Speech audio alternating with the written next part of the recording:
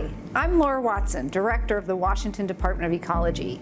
Here in Washington, we have a unique relationship between tribes and state agencies to manage and protect our state's natural resources.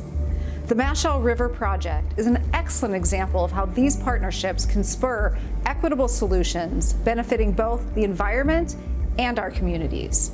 The Mashel River is located in the foothills of Mount Rainier, and it's a critical habitat for steelhead trout and Chinook salmon.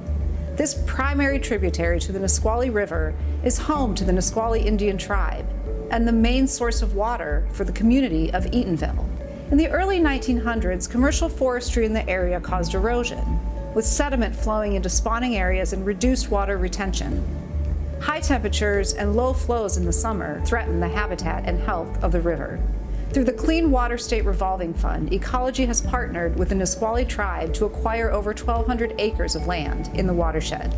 This is part of a larger project with other community partners and now has protected nearly 4,000 acres of critical habitat. Using these funds to buy land is an innovative approach that ensures the Nisqually Tribe and their community partners can manage the area's forests sustainably.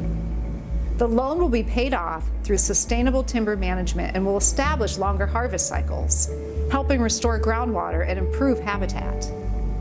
The Nisqually Tribe and their partners will use technology like streamflow gauges to monitor and track restoration progress in real time. This project is just the beginning of a collaborative future for the area, one that prioritizes the long-term health of the river, community, and economy through sustainable forest management.